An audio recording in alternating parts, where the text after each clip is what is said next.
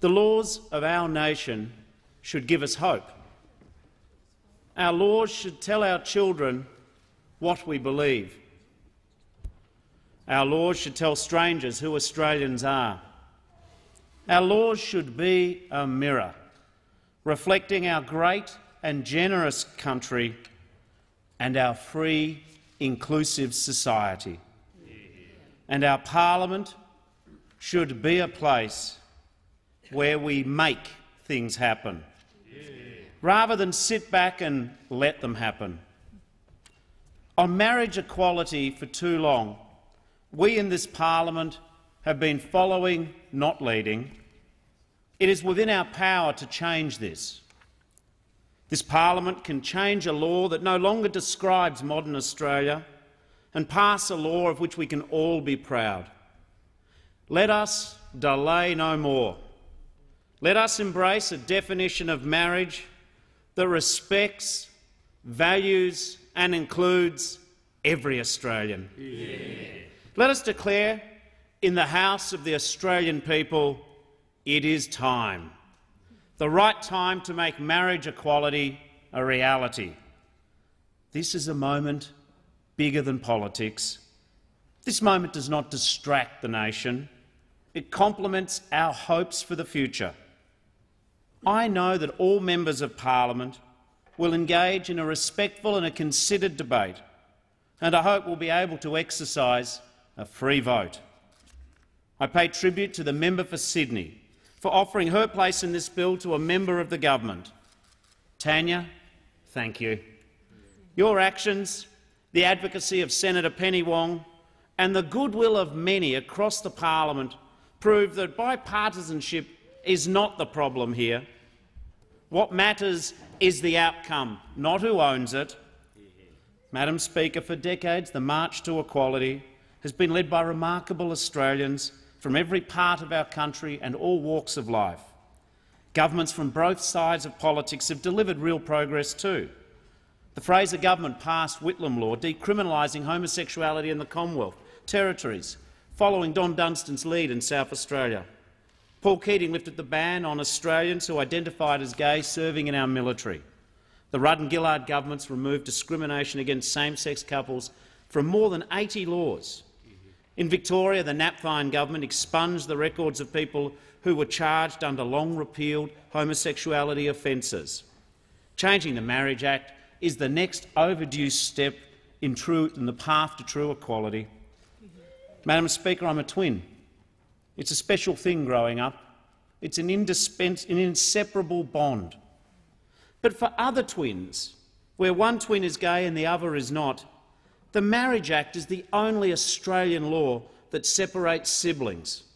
It's a double standard which divides our families and our country. It's not fair and it's not who we are, and it should change. Currently, marriage is defined as the union of a man and a woman.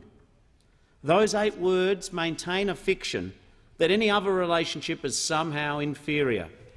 Our legislation proposes a new definition, the union of 2 people, and it allows celebrants the choice of referring to partners as well as husband and wife.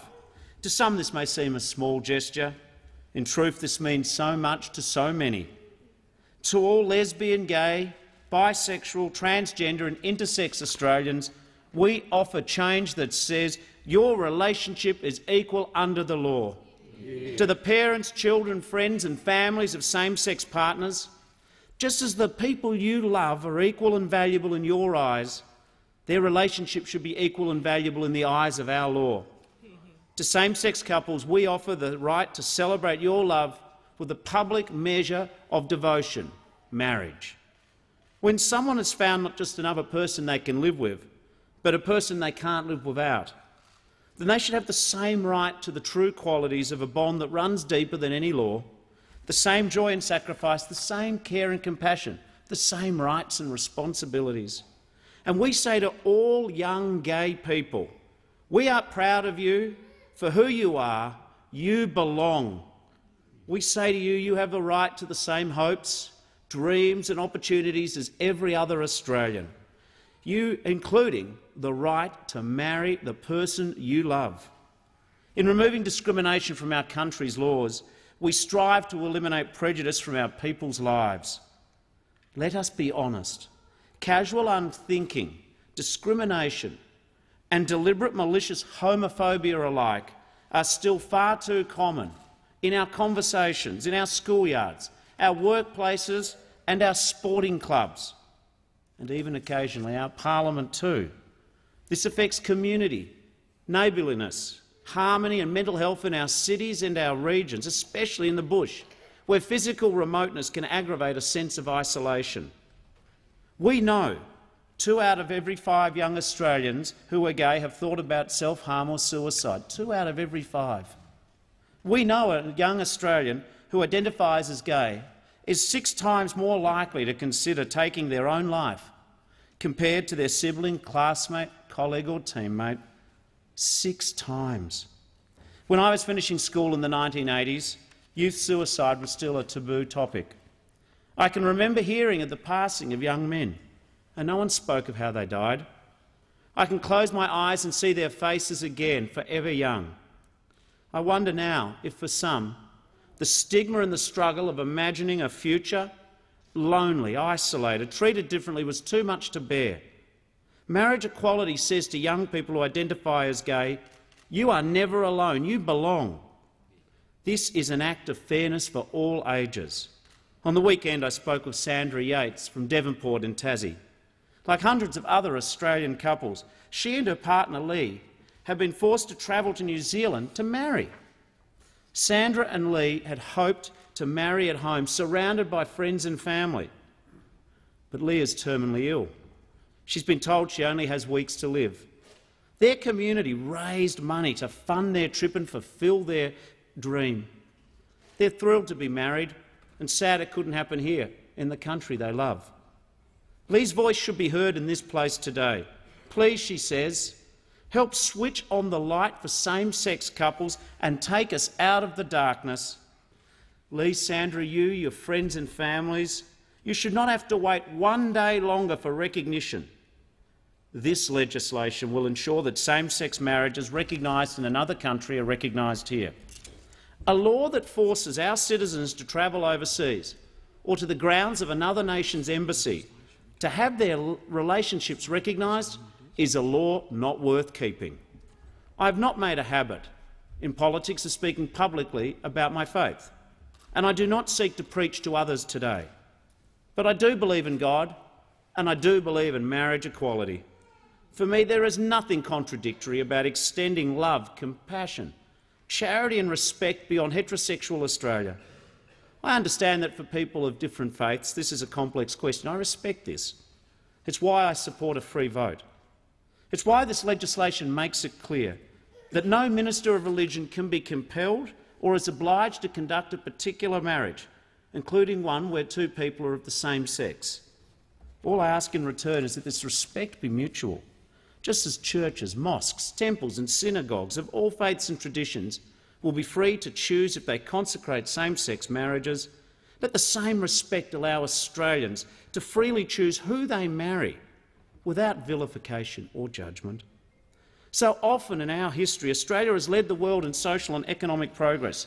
The right to vote, pensions, the 8-hour day, our healthcare and superannuation systems amongst the best in the world. But on marriage equality we've fallen behind. Like so many Australians, 2 Sunday mornings ago, when I first heard the news of the result of the Irish referendum, I thought, if the Irish can do it, why can't we? How can Ireland, New Zealand, 37 US states, England, Scotland, South Africa, Canada, Brazil, Iceland and Uruguay, how can they all be ahead of us? 20 countries have already recognised the merit of marriage equality. I am confident Australia will. I don't want us to wait any longer. We cannot assume this change is inevitable. We cannot imagine it will just happen. We, the 44th Parliament, have to step up to rise to the moment. Today is neither the beginning nor the end of the journey to marriage equality, but I hope with goodwill on all sides, with cooperation and respect for one another, this can be a historic step forward. Given a free vote, I believe this Parliament is ready for the definition of marriage which reflects the modern, inclusive and egalitarian Australia that we love. We are ready to be as generous and kind-spirited as the Australian people who trust us. Millions of Australians have waited long enough for this act of justice and inclusion. The opportunity of a generation is here before us now. The moment is here. Let this law reflect the nation we want to see in the mirror: generous, smart, modern, diverse, and above all, equal. Let's switch on the light. Let's make 2015 the year when Australians embrace marriage equality. Let's make it happen together. It is time. Yeah. Is the motion seconded? Is the motion seconded? I call the honourable member for Sydney. I'm delighted to second the bill.